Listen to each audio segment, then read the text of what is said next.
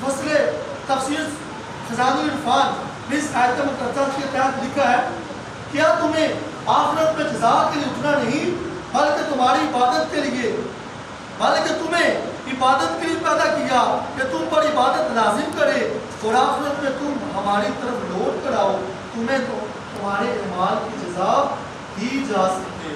پیارے پیارے اسلامی بھائیوں، مذکورہ آیت کے علاوہ بھی قرآن پاک میں دیگر مقامات پر تخلیق انسان یعنی انسان کی پیدائش کا مقصد بیان کیا گیا ہے۔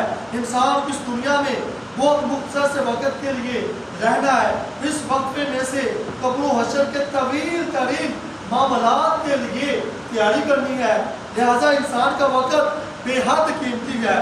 وقت ایک تیز گاڑی کی طرح فرانٹے بڑھتا ہوا جا رہا ہے، نہ روکے سے رکتا ہے، نہ پکڑنے سے ہاتھ آتا ہے، جو سانس ایک بار لے لیا وہ پلٹ کر نہیں آئے گا۔ چنانچہ حسن حسن بصری رحمۃ اللہ تعالیٰ نے فرماتے ہیں، جلدی کرو تمہاری زندگی کیا، یہی سانس تو ہے، اگر رک جائے تو تمہارے ان اعمال کا سلسلہ بھی منقطع ہو جائے جن سے تم اللہ عز و جل کا قرب حاصل کرتے ہو۔ اللہ عز و جل اس شخص پر رحم فرمائے جس نے اپنا جائزہ لیا اور اپنے گناہوں پر چند آنسو بہائے۔ یہ کہنے کے بعد آپ رحمت اللہ تعالیٰ نے یہ آیت مبارکہ تلاوت فرمائی جس کا ترجمہ ہے، اور ہم نے ان کی گنتی پورے کر دی۔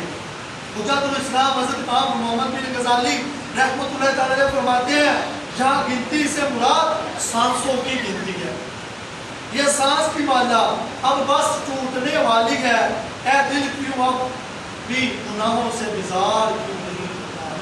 میرے میٹھے میٹھے اور پیارے پیارے اسلامی بھائیوں، ہم نے مقصد حیات کے متعلق سنا، ہم کس مقصد کے تحت دنیا میں بھیجے گئے، کیونکہ قرآن پاک میں بھی اللہ پاک ارشاد فرماتا ہے، میں نے انسانوں، جس کا مفہوم ہے میں نے انسانوں اور جنوں کو اپنی عبادت کے لیے پیدا کیا، فقط عبادت کے لیے۔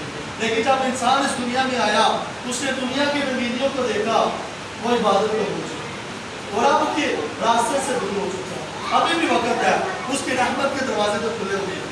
وہ تو کہتے ہیں کہ آنسو بہاؤ میں معاف کر دوں گا، میرے در پہ آؤ ایک سجدہ کرو، جھکو تو صحیح میں معاف کر دوں گا۔ وہ اتنا رحمان اور رحیم ہے، اس کی رحمت کے دروازے کھلے ہوئے ہیں۔